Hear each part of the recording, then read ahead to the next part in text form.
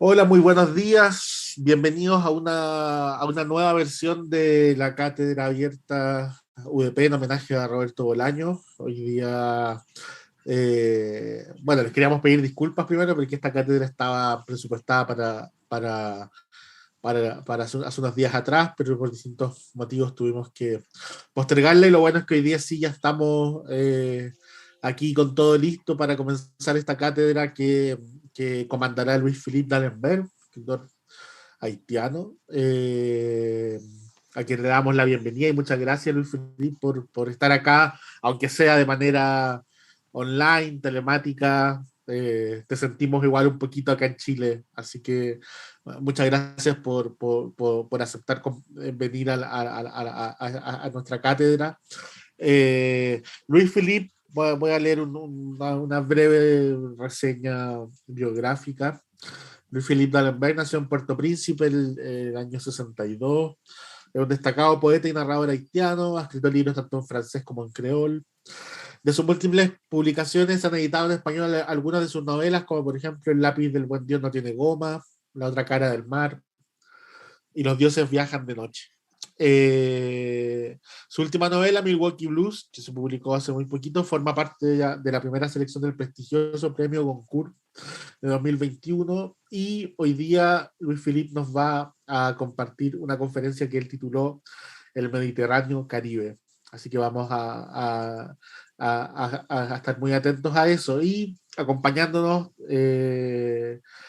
como presentador, y le damos por supuesto las gracias, estará a cargo hoy día Mauricio Lectorat, escritor chileno, académico de la Universidad Diego Portales, autor de una vastísima obra.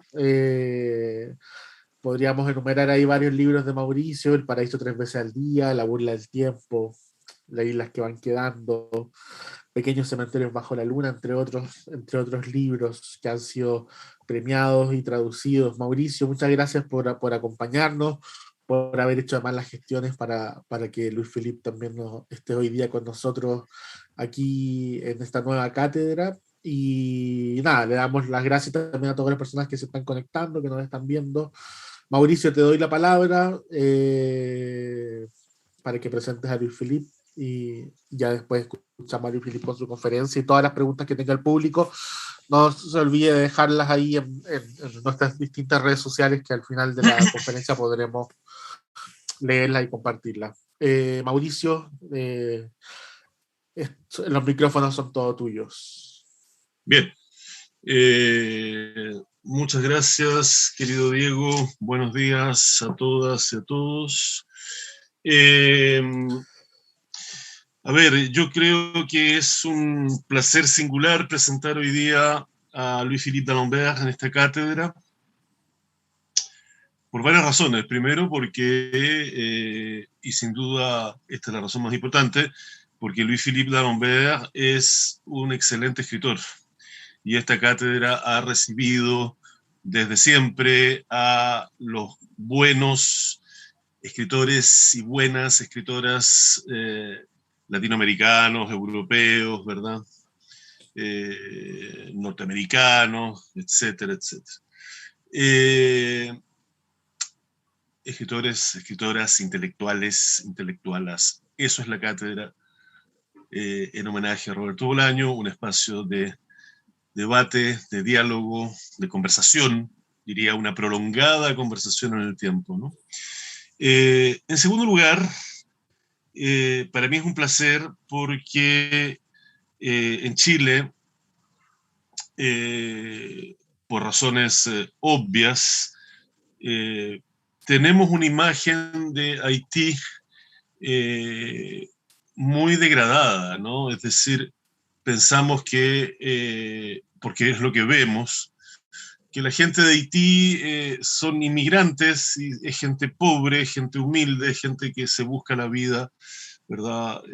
Trabajando como puede. Eso es una realidad, sin duda. Pero ignoramos que Haití, junto con haber sido, de todas maneras, esto hay que recordarlo, el primer Estado independiente de América Latina y el primer Estado que abole la esclavitud, ¿no? Haití tiene una literatura, y tiene una literatura importante. Haití tiene novelistas, tiene poetas, tiene artistas, tiene pintores, ¿verdad? Tiene artistas visuales, tiene filósofos, ¿no? O sea, lo que vemos de Haití nosotros en Chile, porque, claro, lamentablemente la realidad es así, no es, sin embargo, sino una ínfima parte de Haití, ¿no? Haití está en Francia, quiero decir, cuando digo Haití estoy en Francia. Louis Philippe d'Alembert vive en este momento en Francia. Los escritores, escritoras haitianos y haitianas viven en Francia, o viven en Italia, o viven en Estados Unidos, o viven en México. Hay incluso escritores haitianos acá en Chile, fíjense ustedes, poetas, ¿no? Bueno, por eso que es importante, por eso que es un placer para mí hoy día, esta mañana, recibir a Louis-Philippe d'Alembert, escritor haitiano, ¿verdad? Como lo dijo Diego muy bien, escritor, novelista, poeta, ¿verdad? Doctor en literatura, se graduó en la Sorbonne Nouvelle con una tesis doctoral sobre el cubano Alejo Carpentier, ¿ya? Bueno, y ha escrito una vasta obra, como lo dijo Diego, ¿no? Este, El otro lado del mar, voy a agregar algunos títulos, ¿no? Tiene una obra incluso en creol, Et puis ou con sa tête pasté, va pati, no sé si lo pronuncio bien, seguramente lo pronuncio pésimo, sin duda alguna, pero bueno. ¿Ah? Es poeta, Evangelio para los míos, publicado en Port-au-Prince en 1982. Ces îles pleines de sel et autres poèmes, esas islas llenas de sal y otros poemas, en Ivry-sur-Seine en 2000. Cántico del balbuceo, Cantique du balbutiement en París 2020. Bueno, y además de las obras que mencionó Diego. Louis-Philippe ha vivido largamente, probablemente más, si no me equivoco, fuera de su país que en su país, ¿verdad? Ha vivido en Roma, ha vivido en Italia, ha vivido en Estados Unidos, ha vivido en Jerusalén, por ejemplo, ¿verdad? Y ha vivido largamente en París. Entonces, bueno, es probablemente la trayectoria típica o prototípica, por decirlo así, de un escritor procedente de Haití, ¿no? La diáspora haitiana es algo que existe, no solo toca a los trabajadores, a los campesinos, a la gente que por necesidades de supervivencia debe abandonar su país, sino también a los intelectuales, ¿no? Pero ojo, porque este es un fenómeno bien latinoamericano. Cuidado, no es solo, digamos, propio de Haití.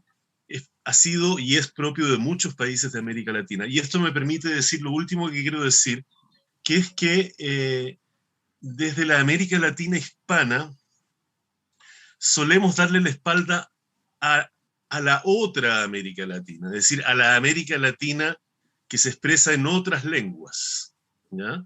Por ejemplo, en francés, como es el caso de Louis-Philippe d'Alembert. Solemos ignorar todo sobre esas literaturas latinoamericanas, tan latinoamericanas como la chilena, la cubana o la argentina o la mexicana, como son la literatura de Haití, pero también la literatura de las Antillas francesas, por ejemplo. Yo tengo la teoría, que no es una teoría, y que ustedes verán, o sea, que ustedes, obviamente que es una obviedad, que los escritores de la Guadalupe y de la Martinica son tan latinoamericanos como nosotros, salvo que llevan un pasaporte y un carnet de identidad francés, punto. Esa es toda la diferencia, ¿no? Entonces, claro, me parece, y esa es la tercera razón por la que estoy muy contento de acoger a Louis-Philippe hoy día acá, en esta cátedra, que es muy bueno, es una muy buena cosa, que nosotros chilenos, hispanohablantes, etcétera, bueno, comencemos a mirar, podamos abrir una ventanita, ¿verdad?, hacia esas otras literaturas que son igualmente latinoamericanas, ¿no? Algo que, como les digo, solemos olvidar, se nos suele escapar un poquitito. Desde ya le damos la espalda casi por completo, por ejemplo, a la literatura brasileña, que es un gigante, ¿no? Bueno, y para terminar, yo creo que un escritor es su escritura, un escritor es su léxico, es su sintaxis, es su frase, es su tono. Entonces, en vez de analizar o concentrarme en hablar particularmente de una de las novelas o de los textos de Louis-Philippe, lo que he hecho es sencillamente traducir el comienzo de una de sus novelas, que es esta, Antes que las sombras se borren, ¿ya? Y que es una novela muy interesante y muy entretenida, además, ¿no? Porque retrasa, digamos, el periplo de una familia judía en la Alemania nazi, y sobre todo de uno de los miembros de esa familia, que es el doctor Ruben Schwarzberg, que, por la razón que ustedes verán aquí en este breve texto que voy a leer, termina por ir a Haití y termina por hacer de Haití una patria de adopción, digamos, un lugar al que llega, ¿no? Entonces, el interés de esta novela es que Louis-Philippe aquí reúne dos cosas. Reúne la tradición, de alguna manera, de la novela latinoamericana, ¿verdad? Con la novela judía, con la novela de la diáspora judía, con la novela de la Shoah, con la novela de la desintegración del mundo occidental que supone, ¿verdad? La Segunda Guerra Mundial y el nazismo. Y esa es una especie de sincretismo que me parece particularmente interesante viniendo de un escritor latinoamericano, porque tenemos los dos mundos, el mundo europeo en su decadencia, en el fondo, en su fracaso, ¿no? Y el mundo latinoamericano en su apertura, en su ingenuidad también, ¿verdad? En su lejanía, de alguna manera, y diría de alguna forma también en su bondad, en su naturalidad, por decirlo así. Me encantaría que esta novela fuese traducida al castellano y que ustedes la pudieran algún día leer, pero por de pronto les voy a leer el comienzo para que ustedes escuchen, tengan una idea de la narrativa de Louis-Philippe d'Alembert.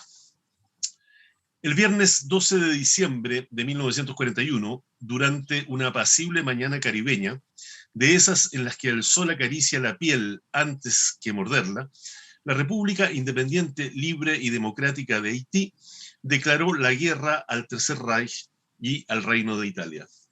La noticia sorprendió a los ciudadanos, quienes, enteramente ocupados en las festividades de Navidad, habían olvidado ya que 4 días antes, incapaz de digerir la anaconda de Pearl Harbor, su pedazo de isla había hecho una viril entrada en guerra contra el imperio nipón.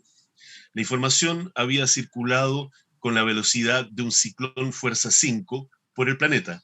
Centenares de millones de escépticos habían tenido dificultades para creer, algunos sus ojos y otros sus orejas, según hubiesen leído la información en las gacetas o la hubiesen captado en sus aparatos de radio. Las cabezas coronadas del Japón y sus fieles súbditos aún no podían creerlo. Esta vez se trataba de hacerle tragar su arrogancia a Herr Hitler y, de paso, de acudir volando al socorro de los infortunados israelitas.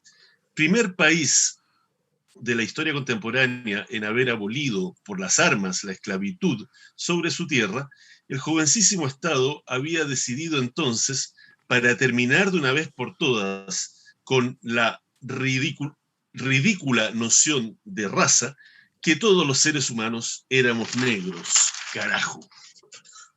Ahí está sonando, hay una tentativa por lo menos de cómo suena, cómo escribe, cómo es la prosa, la narrativa, en este caso, de Louis-Philippe d'Alembert. Louis-Philippe, muchas gracias por estar con nosotros. Bienvenue, merci beaucoup. Te escuchamos. Muchas gracias a los dos. Buenos días a todas y a todos. Y te agradezco muchísimo, Mauricio, sobre todo que esta novela para mí es una novela muy importante, basado en un hecho histórico. Es decir, que verdaderamente Haití declaró la guerra a Italia, a Japón y a Alemania. Y incluso antes de la Segunda Guerra Mundial, Haití, como el Chile, además, propuso en 1938 y 1939 acoger a 50.000 judíos en su tierra, pero la proposición fue combatida por los Estados Unidos, que no quería que hubiera tantos refugiados, digamos, tan cerca de sus costas. En el momento en el que este país, los Estados Unidos, quiero decir, aún no había entrado en guerra. Y fue para mí importante decirlo, que este pedacito de tierra ha acogido a quizás, digamos, alrededor de 1.000 y pico refugiados judíos en esta época. Pero hubiera podido hacer más, como lo dije, la idea fue combatida por Estados Unidos.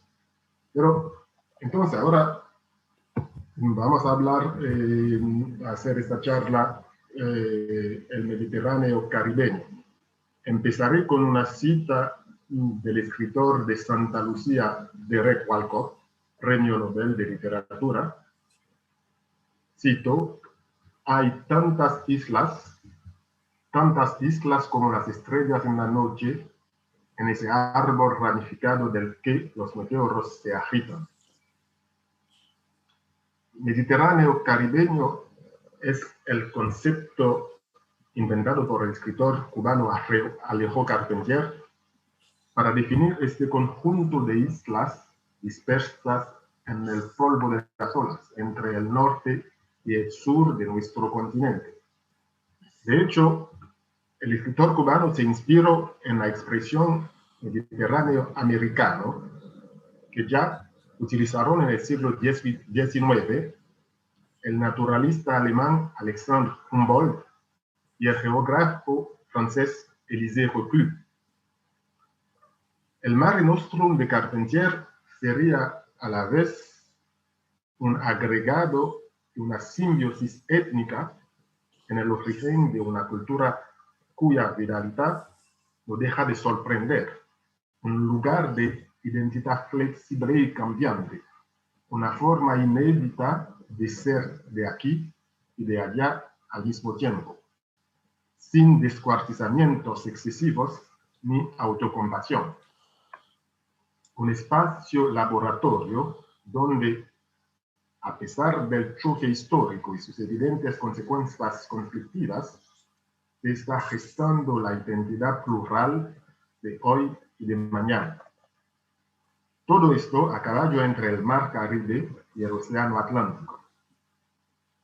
Desde este punto de vista, el Caribe ha estado a la vanguardia, a pesar de sí mismo, en comparación con otras áreas geográficas y culturales que tienen un pensamiento único y dominante.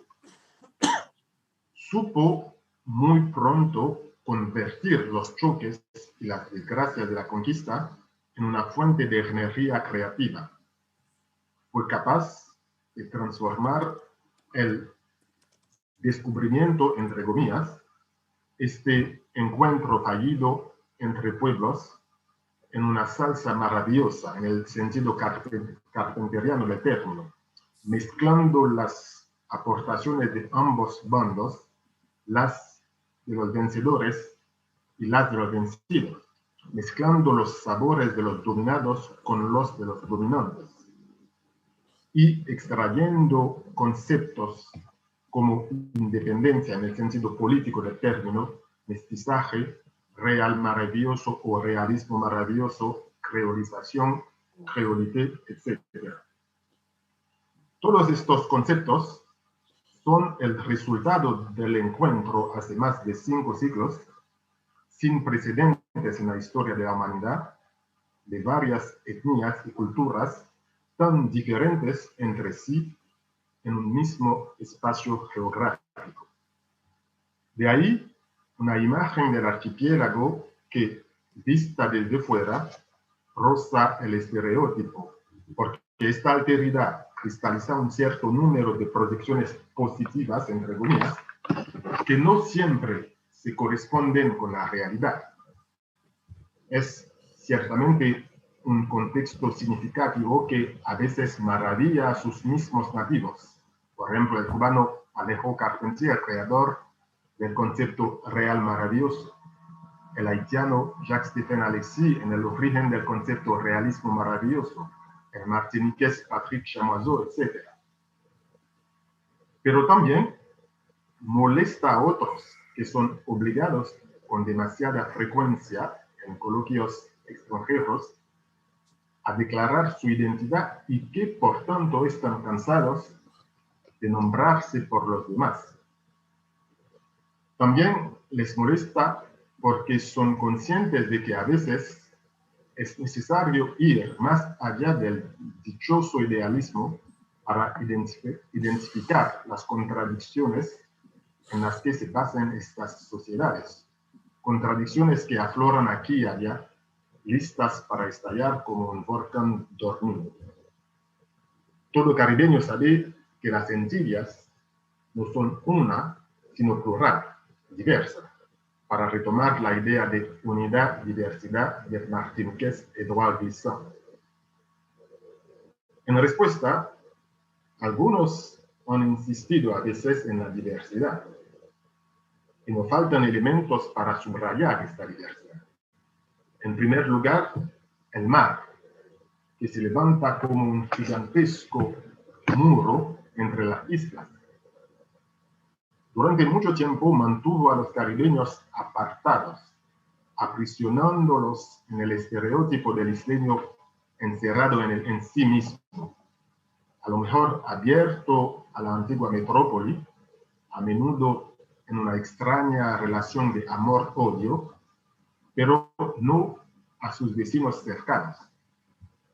Esta aversión es recíproca porque los caribeños a menudo han dado la espalda al mar, portador de traumas sin nombre, símbolo de catástrofes pasadas, presentes y futuras, como le gusta señalar al haitiano Émile Olivier. Piense en el desembarco de Cristóbal Colón, en las numerosas invasiones extranjeras, europeas o estadounidenses, en los ciclones, en los boat people, las páteras cubanas y haitianas de los años 1980, en la desaparición de barcos en el Triángulo de las Bermudas, etc. Fragmentación geográfica, pero también lingüística.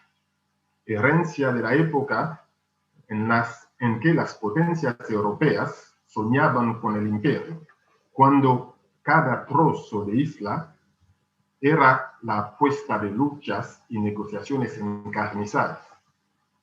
La española, compartida entre Haití y la República Dominicana, Saint-Martin, un grano de arena que aún hoy se disputan Francia y Holanda, son ejemplos persistentes de este periodo.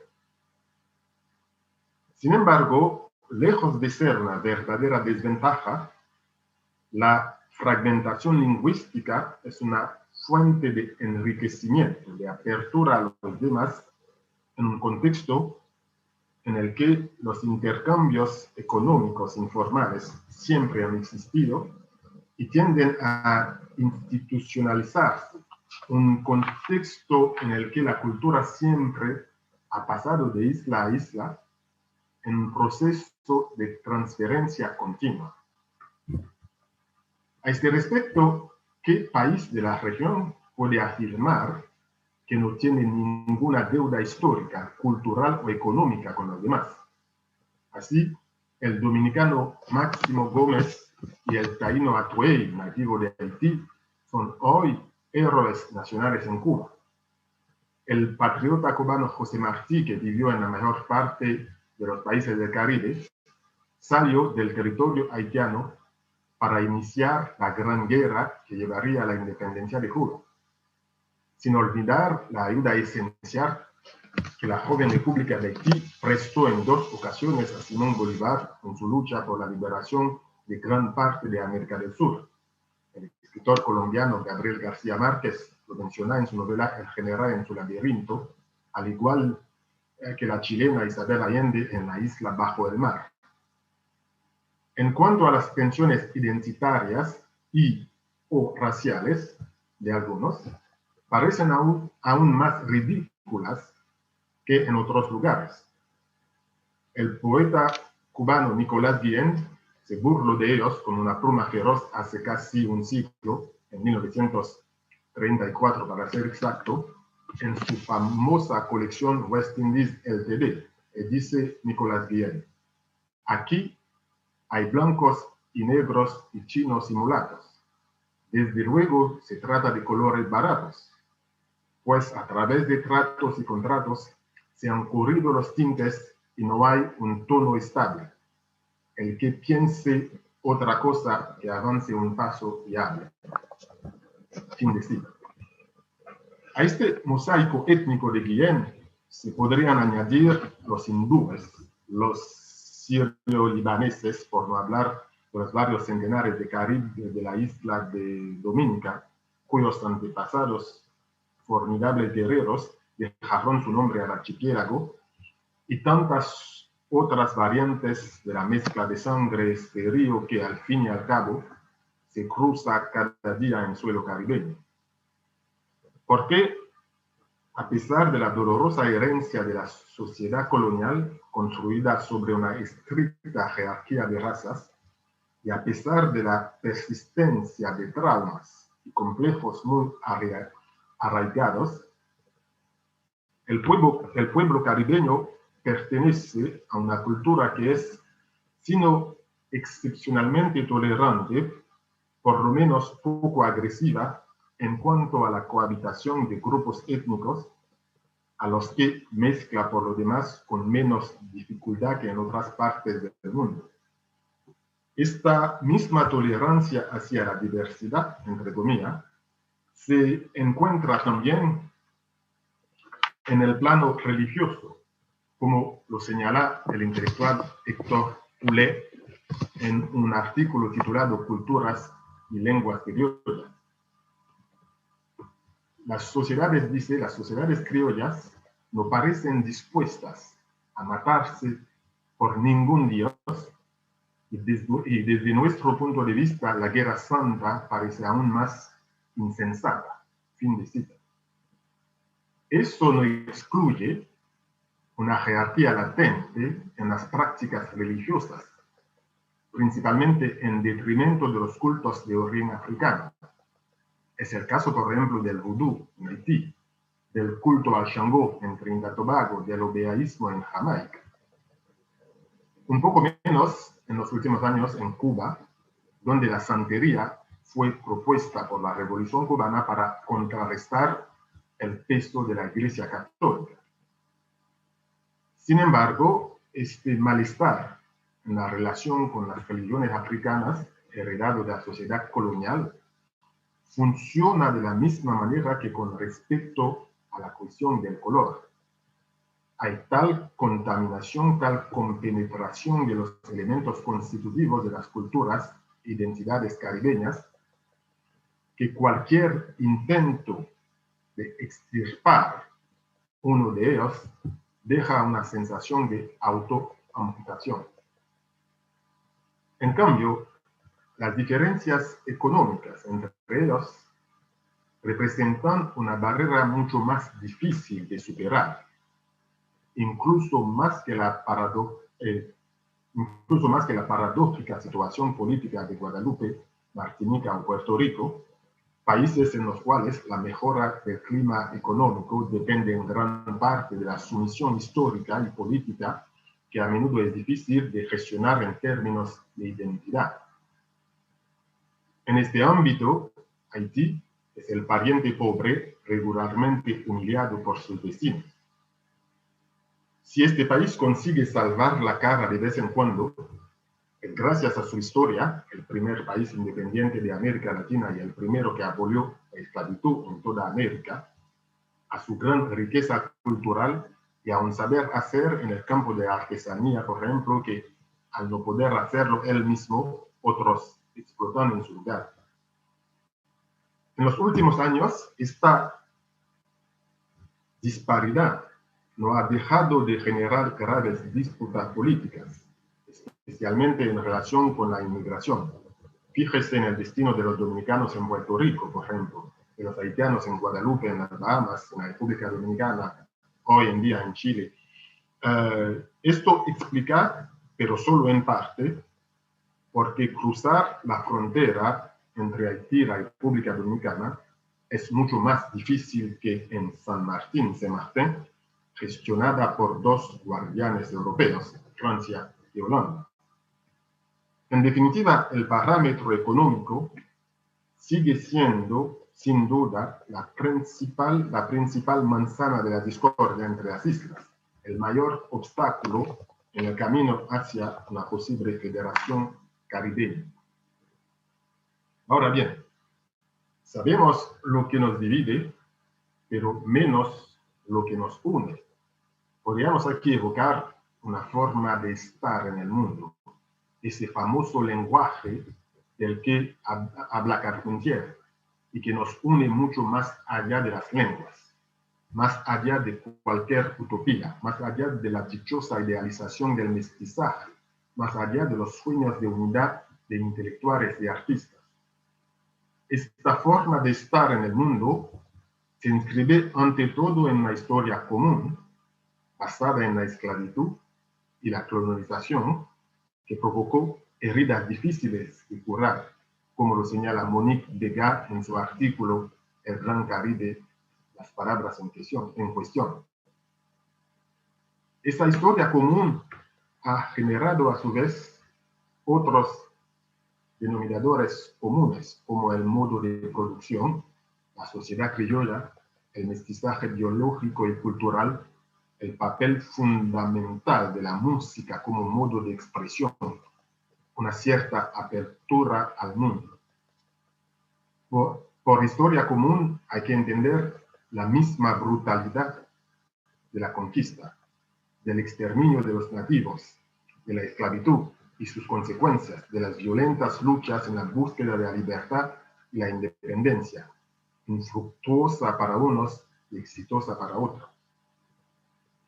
Todas las islas tienen en común este doloroso pasado que aún resuena en la memoria colectiva y que a veces explica las difíciles relaciones sociales, la agridulce convivencia de las razas entre dominas y muchas otras cosas. Esto va más allá de las diferencias en los orígenes de los amos y los esclavos.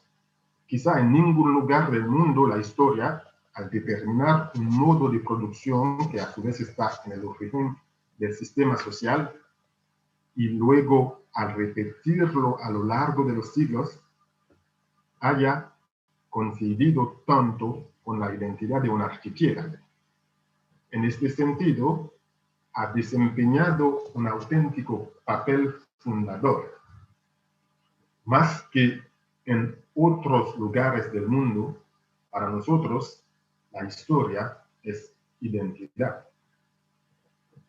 Por otra parte, las culturas caribeñas actuales nacieron sobre los restos humeantes de la plantación, un modo de producción que estuvo en el origen de la estructuración profunda de la sociedad, de la que fue, como se dice en francés, en Haití, por utilizar una metáfora vodú, de la que fue le potomitan, es decir, la piedra angular que al mismo tiempo estableció su jerarquía. Todas las islas llevan todavía las cicatrices de este sistema, aunque solo sea en lo que respecta a las 1000 formas de designar los tonos de piel, determinadas y enumeradas científicamente durante la colonización. En cuanto también a la economía regional, basada en gran parte en el sistema de producción heredado de la colonización. La caña de azúcar, por ejemplo, tanto para el azúcar como para el ron, el café y el tabaco, siguen siendo productos característicos de esta economía. Hay otros denominadores comunes, como la oralidad y el papel central de la mujer, a pesar o a causa del machismo ambiente. En este sentido, cabe destacar un momento en el que otros países se ven obligados a aprobar leyes para vencer la resistencia masculina y estimular las vocaciones femeninas, el gran número de mujeres artistas y escritoras, incluso jefas de Estado o de gobierno en la región. Los casos de Herta Pascal Trouillot, presidenta de Haití entre 1990 y febrero de 1991, durante un periodo de graves disturbios políticos. Michelle Pierruy, primera ministra de Haití entre 2008 y 2009. Sila María Calderón Serra, gobernadora de Puerto Rico entre 2001 y 2005, no son insignificantes. Las Madame Sara haitianas, estas mujeres a menudo analfabetas que viajan de isla en isla por el Caribe y Norteamérica, e incluso a Taiwán para comerciar, son conocidas por su capacidad empresarial en la economía informal. Aunque todavía estamos muy lejos de la verdadera paridad, las mujeres desempeñan un papel fundamental tanto en la familia como en la sociedad, ambas estructuradas esencialmente en torno a ellas. A excepción de la parte puramente africana, este patrón matriarcal también se remonta a la colonización. En la plantación, el hombre solo se utiliza por su fuerza de trabajo y sus cualidades como semental para reproducir el rebaño del amo, del colono. En realidad sigue siendo desgraciadamente una figura ausente de la que la familia, entre comillas, ha aprendido en su propio cuerpo, en su propio perjuicio, a prescindir. Esta difícil y dolorosa situación ha dado lugar a mujeres con un raro espíritu de iniciativa, a pesar de las limitaciones sociales que querían confinarlas a otros papeles. Sería negligente terminar esta breve reseña sin mencionar la música. Para Alejo Carpentier, por ejemplo, es uno de los denominadores comunes más fuertes y al mismo tiempo un vínculo entre las islas del Caribe, a las que llama, siguiendo al francés Rabelais, las islas sonantes. El número de ritmos que el Caribe transmite y comparte con el resto del mundo, salsa, merengue, calipso, reggae, mambo, cha-cha-cha, compás, zouk, ragamuffin, etc., es incalculable. El novelista y poeta guadalupeño Daniel Maximé lo convierte incluso en una lengua propia. Al igual que la lengua criolla, es el lugar de todas las contaminaciones, aquel en el que el genio caribeño se expresa, sin duda, con más imaginación y sobre todo con mayor diversidad. Es el lugar donde el mestizaje se ha convertido en un crisol de intertextualidad, plagio y creatividad, a menudo desafiando los derechos de autor. Aparte de estos hechos básicos, se han hecho muchos esfuerzos para romper los grietes de la insularidad, para tejer puentes de una isla a otra, cultural, por ejemplo, a través de eventos e iniciativas regionales, de las que Cuba, con Carifesta, fue una de las pioneras. Político y económico dentro de instituciones como el CARICOM, el Mercado Común del Caribe. En este sentido, la caída del muro de Berlín, la creciente realización de la Unión Europea, la globalización y las consecuencias negativas que esta implica desde un punto de vista estrictamente económico, lo dejan de repercutir en el deseo de integración de algunas islas de la cuenca del Caribe.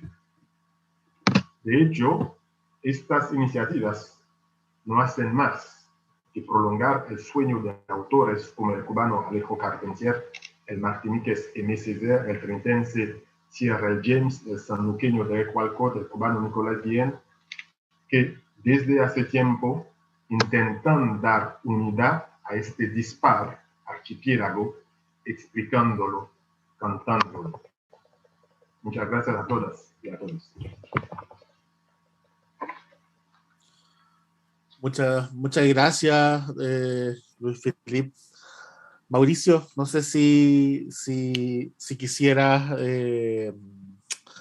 hacer alguna pregunta. Mientras revisamos si en las redes hay alguna consulta a partir de esta contundente intervención de Luis Felipe, y que, como bien tú decías, Mauricio, me parece importante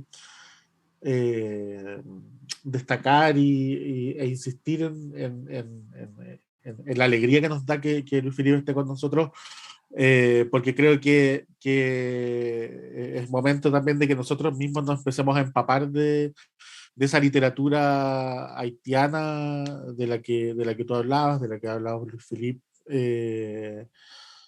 que es el momento. Ojalá se empiece a circular más traducciones, es necesario también, un momento donde también hay una inmigración haitiana acá en Chile es importante, y que es momento de que nos hagamos también los escritores en algún sentido cargo también de eso, a partir también de la lectura, de la difusión de una literatura tan rica, y que además tiene una base de la realidad tan compleja, ¿no? Entonces me parece interesante eso. No sé cómo lo ves tú, Mauricio. Sí, no, yo quería Sí. añadir algo en cuanto a la literatura haitiana, que es verdaderamente muy rica respecto a la potestad del país, que es una literatura rica afuera como dentro del país. Es decir, que no es solo la literatura de la diáspora, sino también la literatura de escritoras y escritores que viven en Haití.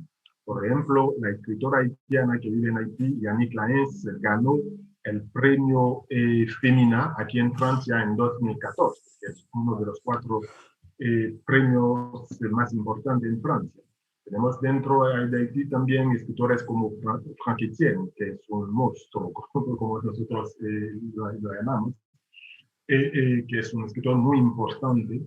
Escritoras también como Ketty Mars o Émilie Prophet o Evelyn Trouillot, escritores como Lionel Trouillot, como Gary Victor, que viven en Haití, y también los escritores y escritoras que están afuera. Por ejemplo, en los Estados Unidos y en Canadá, sobre todo en Canadá, un montón de escritores, de poetas, de grandes poetas como Anthony Phelps, o como ahora Daniela Perrier, que ha sido elegido en la Academia Francesa. O en los Estados Unidos tenemos una grande escritora que se llama Edwidge Danticat, que se fue de Haití, tenía 13 años, que ahora que escribe en inglés, pero sigue siendo una escritora muy ligada a Haití, y de que que ha ganado todo lo que se puede ganar como premios internacionales, excepto el Nobel para ahora. Son escritores muy importantes. Es verdad que es un país de una increíble riqueza cultural, increíble riqueza literaria. Sí, de hecho, ahí, Felipe, te quería contar que en Chile se tradujo un libro de Danticat, de ella. Sí, se trajeron unos ensayos, la editorial Banda Propia del año. Y ella estuvo en la cátedra también. La invitamos también de manera telemática, estuvo. Y nada, es una escritora extraordinaria, digo, así que está muy bien. Mauricio.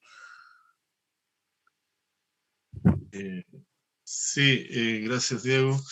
No, yo pienso que, a ver, primero me parece que Luis Felipe ha hecho un excelente resumen o repaso o recuento de la situación histórica, política, literaria, cultural haitiana y caribeña. Y hablar del Caribe es una cosa bien importante, porque justamente es un espacio cultural, tal como Luis Felipe lo decía, absolutamente autónomo, digamos, ¿no? En donde justamente esas diferencias lingüísticas que yo subrayaba, o sea, diferencias lingüísticas, diferencias de apreciación, ¿no? Yo partí diciendo que los hispanohablantes le dábamos la espalda por mero desconocimiento, ¿verdad?, a las expresiones culturales latinoamericanas hechas en otras lenguas, ¿no? Como en este caso el creol o el francés, ¿verdad? O el papiamento, ¿verdad? Etcétera. O el inglés. O el inglés. O el inglés de esas islas, exactamente. Pero esto probablemente sea un fenómeno más bien continental y no caribeño, ¿no? Porque probablemente en ese espacio cultural llamado Caribe, o el Caribe, haya una especie de identidad, o basado en una especie de identidad, haya una mayor circulación, ¿verdad?, de obras, de música, de arte, de pensamiento, entre ellos, entre esas islas, ¿no? Entre esos lugares que proceden, digamos, de diferentes tradiciones culturales, etcétera, etcétera, y de diferentes, y que han sido colonias de diferentes países europeos. Y por lo tanto, a pesar de esa fragmentación lingüística o histórica, o etcétera, etcétera, circula mucho más entre ellos que lo que circula entre nosotros de alguna manera, acá en América del Sur en todo caso, ¿no? Y eso me llamó la atención de la exposición de Louis Philippe, pero yo le quería preguntar otra cosa, porque fíjate que yo estaba viendo sus textos, sus títulos, ¿no? Te quería preguntar, Louis Philippe, mira, Evangelio para los míos, los dioses viajan de noche, cántico del balbuceo, ¿no? El lápiz de Dios no tiene goma. Y leyendo precisamente esta novela, Avant que les ombres s'effacent, antes que las sombras se borren, o desaparezcan, quizás sería mejor título, hay algo que me da la impresión de que hay algo profundamente religioso en tu mirada del mundo. Hay una especie de compasión, ¿o me equivoco? Hay algo que tiene que ver con, no digo con una práctica religiosa, ¿eh? No estoy diciendo, no te estoy preguntando si eres católico y vas a misa, o eres protestante, o eres... pero hay algo que tiene que ver con una cierta percepción probablemente de lo divino, de lo religioso, de la relación del hombre con la esfera de lo divino de alguna manera. Sí, me gustaría saber si estoy muy descaminado o no. No, para nada, no. Existe porque de niño recibí una educación muy religiosa, como tantos haitianos, judeo-protestantes, se podría decir eso. Y que entonces me ha dejado muchas cosas. El título Avant que les ombres s'effacent es una cita del Cántico de los Cánticos, por ejemplo. Y son cosas que recibí en, digamos, como herencia. ¿Sí? Y entonces, a algún momento, para mí era interesante utilizar eso también, aunque gracias a Dios, yo no creo en Dios, puedo decir que es algo que me sirve porque de todo modo hay trazas de esta educación. Las palabras son aquí, digamos, cada día conmigo, que sigo leyendo, digamos, la Biblia, que para mí es uno de los libros más importantes, que, por ejemplo, si uno tuviera que ir a una isla con un solo libro, yo llevaría, digamos, la Biblia. No porque creo en Dios, yo no creo aún para nada, pero hay un montón de historias, todas las historias que un lector está buscando se encuentran en la Biblia. historia de guerra, de amor, de paz, de amistad, de cualquier cosa que quieras se encuentra ahí en este libro. Y también a veces el título que has citado, el lápiz del buen Dios no tiene goma, que es un proverbio haitiano, que he traducido, digamos, casi literalmente. Y en un país tan pobre como Haití, la presencia de Dios o de la fe es aún más importante, porque la gente está siempre rezando, ¿no? Para buscando una vida mejor. Y entonces, puedo decir que no te equivocas para nada, no te equivocas, pero esta compasión, esta empatía, que para mí a los demás, que podría ser la de cualquier escritor o escritora, porque un escritor tiene, digamos, todas las edades con sus personajes. Puede ser una mujer, un hombre, un niño, un adulto, etc. Es decir, que la religión me ha dejado quizás esta compasión, esta empatía de la que estás hablando. Gracias, Luis Felipe. No sé, Sí, Diego, si hay alguna otra pregunta o alguien quiere... Tengo un par de preguntas. En Facebook, el excelente poeta Jaime Luis Buenún nos manda un saludo, dice excelente invitado, gracias por convocar su palabra y memoria, y luego hace una pregunta, Jaime. Bueno, dice primero agradecer la esclarecedora intervención de Luis Felipe. Entiendo que hay una literatura de la diáspora haitiana y otra literatura interna, dice Jaime. ¿Cómo se difunde esa literatura interna en términos editoriales del mismo Haití? ¿Y cómo convive con la oralidad? Las expresiones orales estéticas, que imagino que son muy variadas, pregunta Jaime. Son dos preguntas, ¿no? Primero, ¿cómo se difunde esa literatura interna en términos editoriales en el mismo Haití? ¿Cómo es el mundo editorial en Haití? Quizás, ¿cómo circulan esos textos? ¿Hay editoriales? ¿Son muchas? ¿Son pocas? ¿Cómo ocurre eso? Y lo otro que pregunta Jaime dice, ¿y cómo convive esa literatura interna con la oralidad, con las expresiones orales estéticas que él dice que probablemente son muy variadas? La problemática de la difusión es muy importante. Porque hay algunos editoriales, pero más que editoriales hay, digamos, impresoras que, que publican los libros, pero que no son verdaderamente editoriales. Claro. Pero hay un montón de gente que publica en Haití, y el problema es la difusión.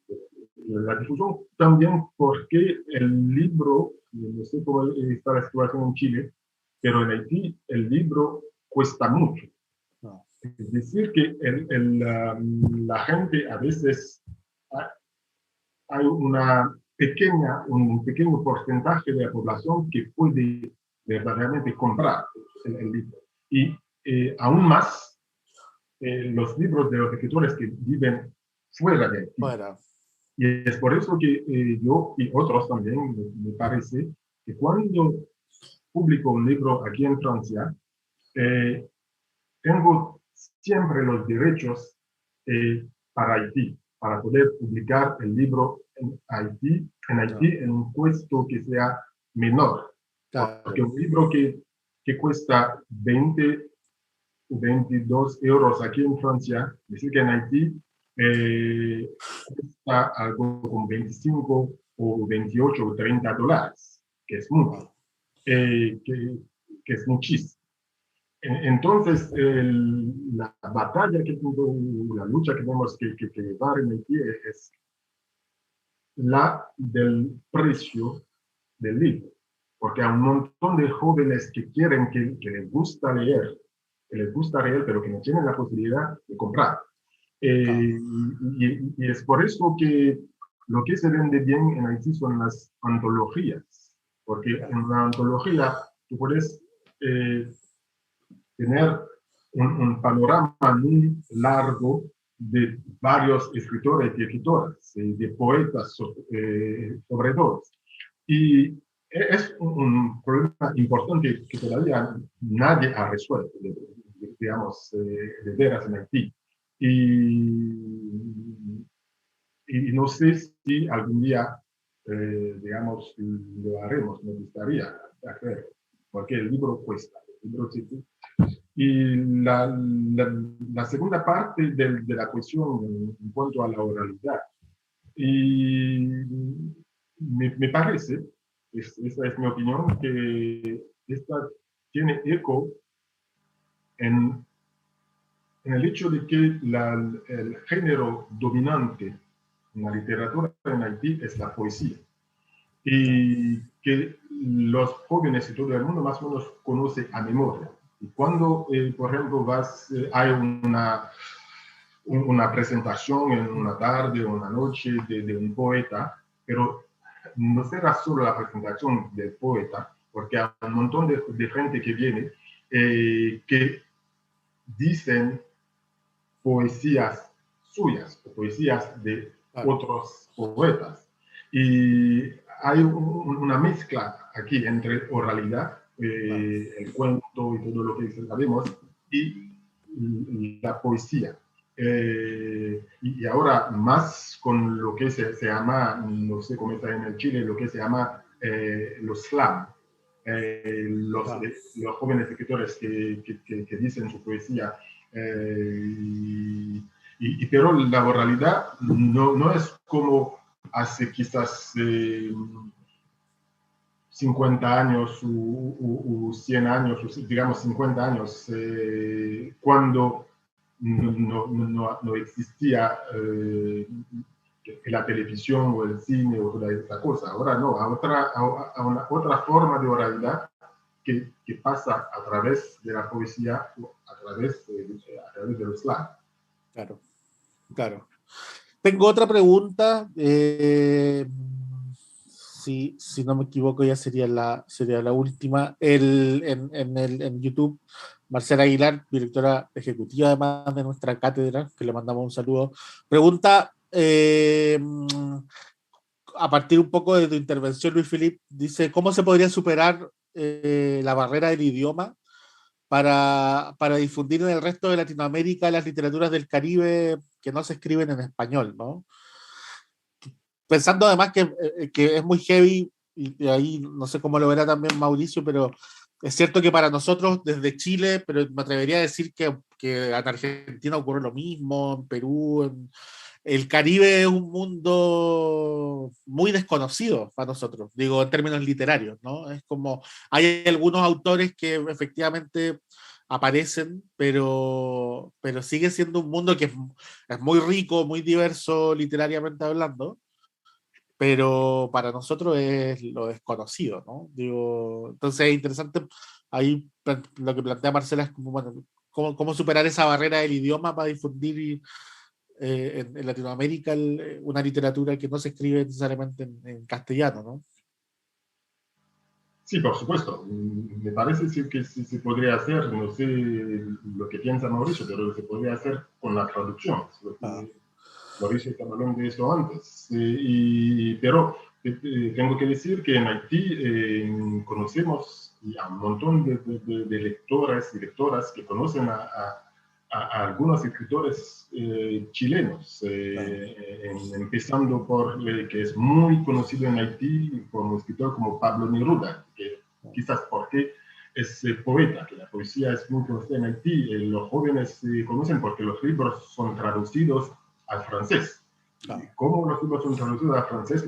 Los jóvenes conocen a Pablo Neruda, incluso escritores novelistas como Roberto Bolaño, como Elvis Sepúlveda, como Isabel Allende, son escritores y escritoras que son conocidas en Haití porque son traducidos al francés. Y el problema sería, me parece también, el problema de la traducción es, una vez más, el costo de la traducción. Es decir, que si la traducción ya existe en francés, es decir, dar la posibilidad a países como Haití de poder publicar sin pagar demasiado derecho. Lo que logró hacer un país como Cuba, en donde hay una política cultural muy fuerte que quizás no existe en ningún otro país latinoamericano. En Cuba traducieron mucho, a veces mal también, tenemos que decirlo, porque yo tengo una novela que ganó el premio Casa de las Américas en Cuba, Los dioses viajan de noche, pero traducen quizás demasiado rápidamente, a veces no es siempre bien traducido. Pero existe esta política, esta voluntad política de traducir, de hacer conocer a los otros países. Los premios que existen en Cuba, hay premios en Cuba, incluso el premio Casa de América, es un premio que también, ¿cómo decir?, que incluye literatura escrita en francés y criollo, y en inglés también. Sí. Son voluntades políticas que pueden ayudar a hacernos conocer uno a otro.